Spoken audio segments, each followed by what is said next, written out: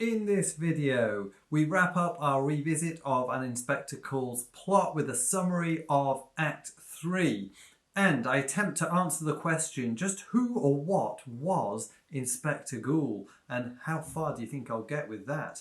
If you find our video content useful, then like, subscribe and ring the bell to be notified of incoming video releases. At the start of Act 3, Eric told the story of his relationship with the girl. In one of the holes in the plot, he conveniently didn't seem to have ever known her name in spite of having a intimate relationship and having met her on several occasions.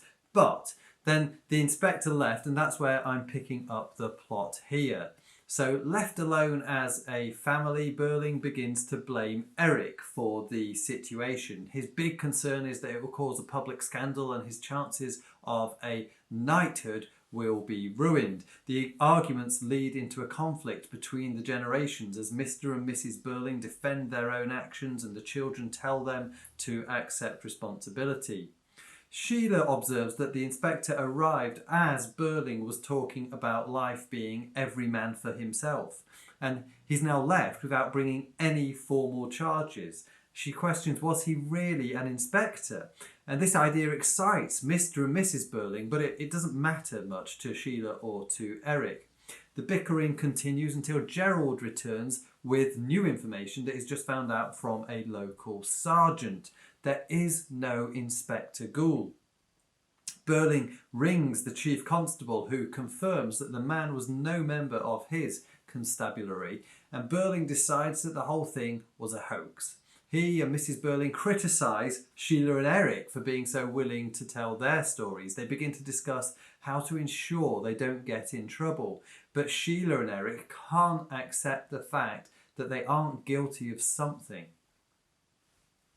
Gerald intervenes again. Is any of it true? How do they know that anyone has died? Maybe the inspector worked from snippets of information and bluffed the rest of it.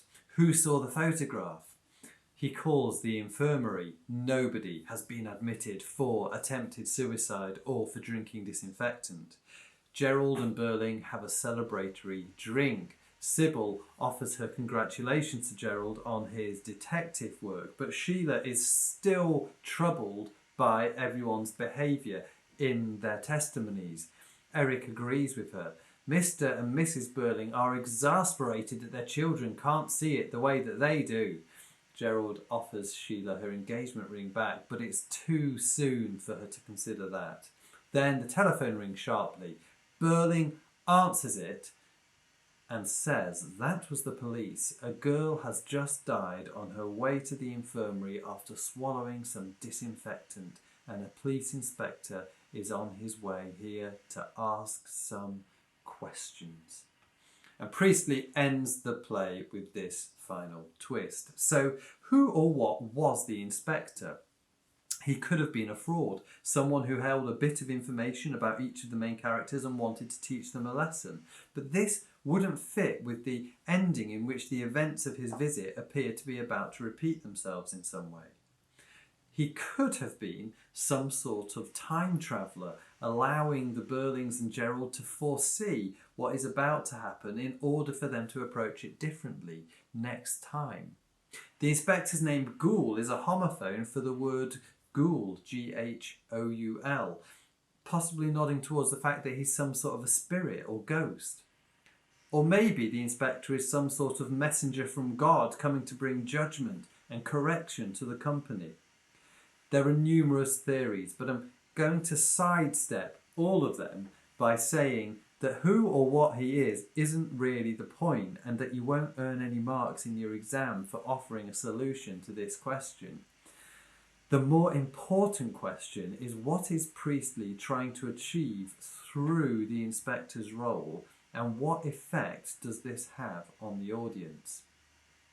In my video on form and structure, also on YouTube, I speak about genre and how An Inspector Calls most closely resembles a morality play. It teaches the audience something about life. Priestley is attempting to shine a light on the attitudes of the middle and upper classes and on the differing approaches of the old and the newer generations at the time. He's also probably hoping that the audience has a moment of reflection and considers their own responsibility to the world and to the community around them. I hope you find that useful. If you want this information in written form, then check out our revision guide on the Twinkle website. You can also find a whole load more revision videos on our YouTube channel. Please check those out. Thanks for watching. Bye for now.